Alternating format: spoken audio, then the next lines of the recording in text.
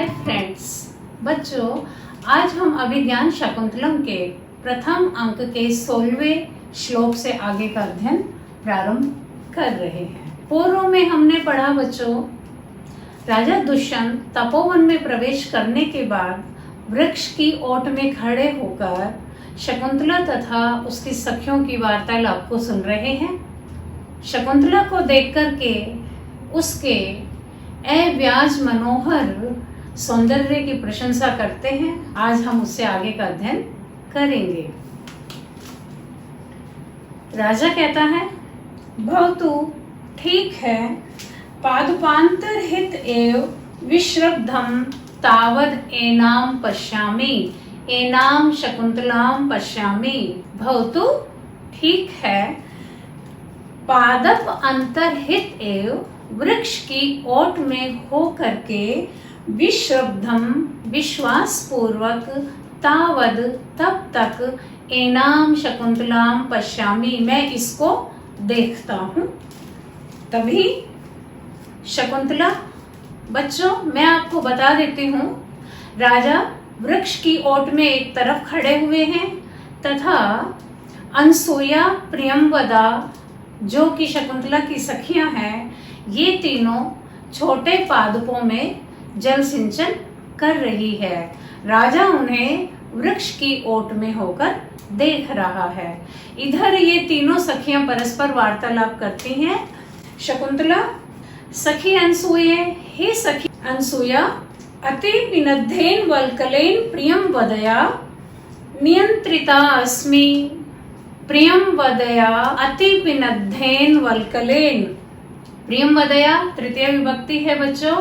प्रियम वदा के द्वारा अति विनद्धेन वल्कलेन कसकर बांध दिए जाने के कारण नियंत्रिता अस्मि, मैं कुछ नियंत्रित सी हो गई हूँ। शिथिलय तावद एतत्, तब तक तुम इस वल्कल वस्त्र को ढीला कर दो।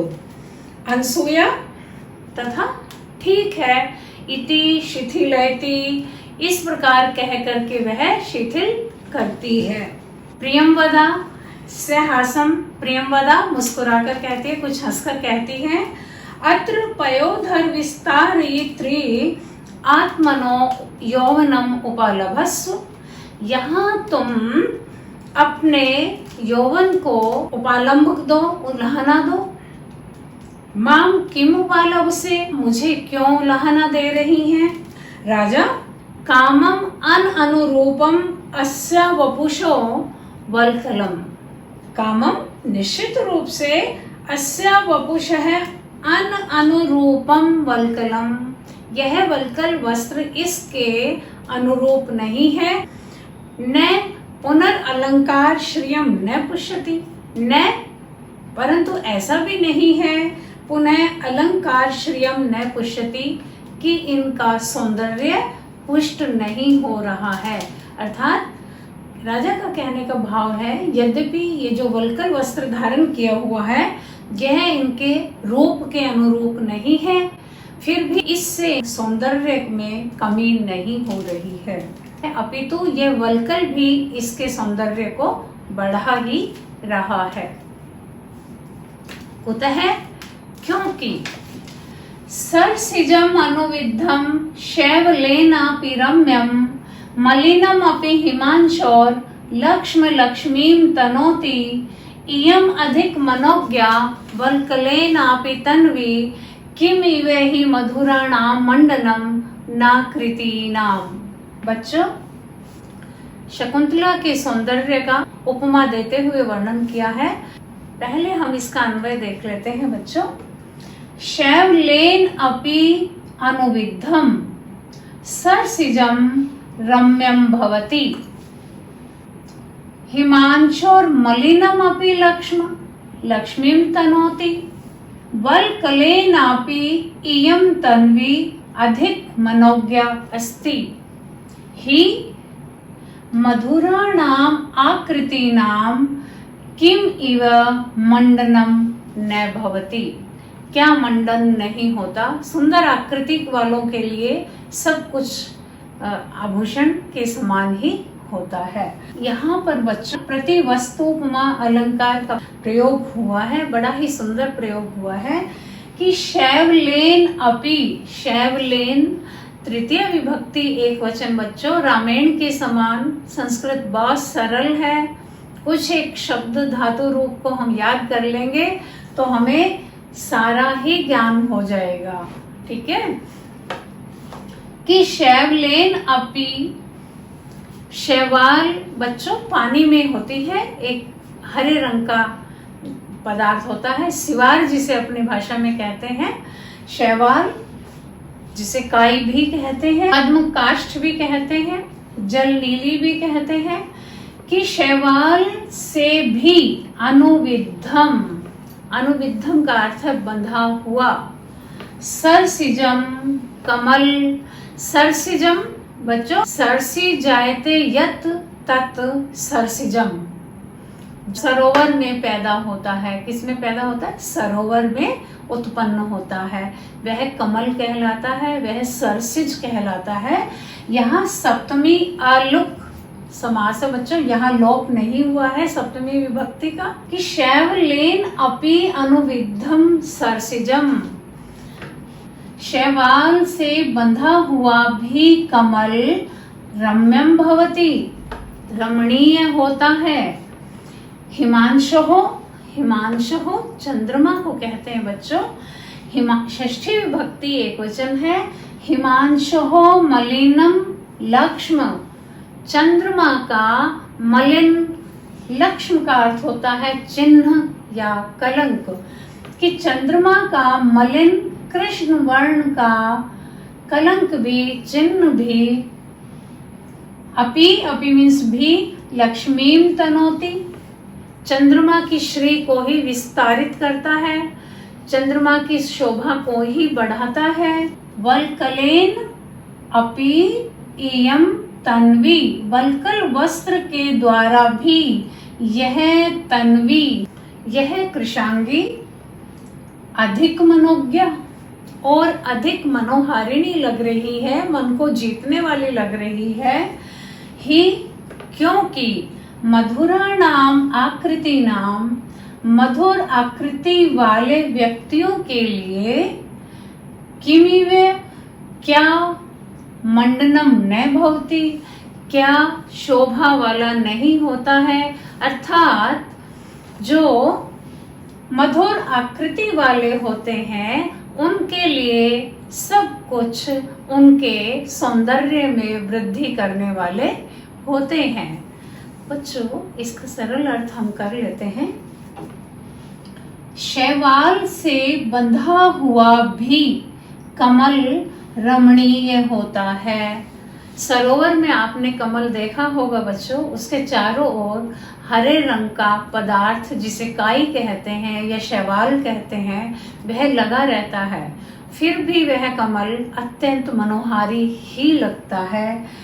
चंद्रमा में बच्चों मलिन कलंक कुछ दिखाई देता है, चिन्ह दिखाई देता है, परंतु वह भी चंद्रमा की लक्ष्मी को, चंद्रमा की शोभा को बढ़ाता ही है।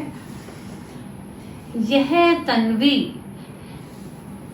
वल्कलेन अपि अधिक मनोज्ञा, वल्कल वस्त्र को धारण करके भी और अधिक मनोहारिणी लग रही है। क्यों लग रही है?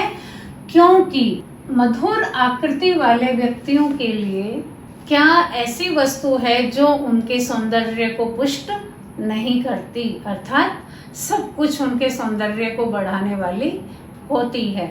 तो बच्चों सबसे पहले हम यहाँ अलंकार देख लेते हैं।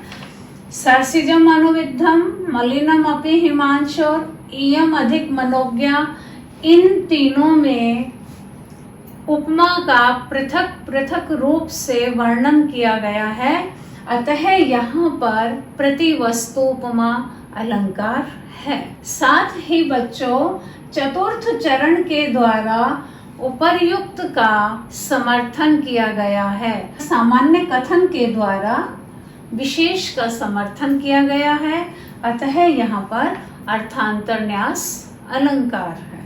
यहाँ बच्चों मालिनी छंद है। मालिनी छंद का लक्षण आपको पता ही है। नन्मययुतेयं मालिनी भोगी लोकहि। बच्चों, भोग 8 कहे गए हैं तथा लोक 7 कहे गए हैं, अर्थात जिसके 8वें और 7वें वर्ण पे यति होती है। नगण, नगण, मगण, यगण तथा यगण ये गण होते हैं। ठीक है, और इस क्रम से कितने वर्ण हो गए? 15 वर्ण। तो मालिनी छंद में कितने वर्ण होते हैं? 15 वर्ण होते हैं बच्चों। शैवलेनापि, शैवलेन धन, अपि दीर्घ संधि है। हिमांशोर लक्ष्म, ये बार बार आ रहा है और मैं करा रही हूँ। बच्चों आप ध्यान रखें, देख करके ये न सोचे कि ये रे कहाँ से आया है। हिमांशु हो धन लक्ष्म, बताइए किस सूत्र से विसर्गों को रे हुआ है? स सजुषो हो, रू सूत्र से ऋतु हुआ है, रे हुआ है। ठीक है बच्चों, प्रत्यय यहाँ पर सरसिज में प्रत्यय है। सरस धन जन धन ड, यहाँ जनेर ड से ड प्रत्यय हुआ है। अनुविद्धम, अनु उपसर्ग विद धातु अक्तय प्रत्यय, और ये नपुंसक लिंग है। नपुंसक लिंग क्यों है? क्योंकि सरसिजम यह नपुंसक लिंग है। अलंकार यहाँ पर प्रतिवस्तु उपमा तथा अर्थांतर न्यास अलंकार है। छंद यहाँ पर मालिनी छंद है। एक बार इसका संस्कृत सरलार्थ कर लेते हैं बच्चों। राजा चिंतयति पद्म काष्ठेन संसक्तम अपि, पद्म काष्ठेन युक्तम अपि कमलम मनोहरम भवति। चंद्रस्य कृष्ण वर्णस्य कलंकम अपि तस्य शोभां वर्धते। विस्तारयति वा वर्धते, विस्तारयति वा। वृक्ष त्वचां धारयन्ति अपि एषा कृशांगी अति मनोहारिणी अस्ति। स्वभावतः मनोहारी अवयवानां भूषणं किं वस्तु न भवति, अपितु सर्वमपि तेषां मंडनम एव भवति। राजा दुष्यंत शकुंतला के प्राकृतिक सौंदर्य, मनोहारी सौंदर्य को देख करके कहता है कि यद्यपि इसने वल्कल वस्त्र धारण किए हुए हैं, फिर भी इसका सौंदर्य कम नहीं हो रहा है, क्योंकि शैवाल से बंधा हुआ भी कमल रमणीय होता है। चंद्रमा भी मलिन कलंक से युक्त होता हुआ शोभा को ही फैलाता है। वल्कल वस्त्र से युक्त होती हुई यह कृशांगी भी अधिक मनोहारिणी लग रही है, क्योंकि मधुर आकृति वाले व्यक्तियों के लिए सौंदर्य को परिपुष्ट करने वाला नहीं होता है, अर्थात कुछ भी धारण कर ले वह उनके सौंदर्य को ही बढ़ाता है। इससे आगे का अध्ययन हम नेक्स्ट ट्यूटोरियल में करेंगे। Thank you.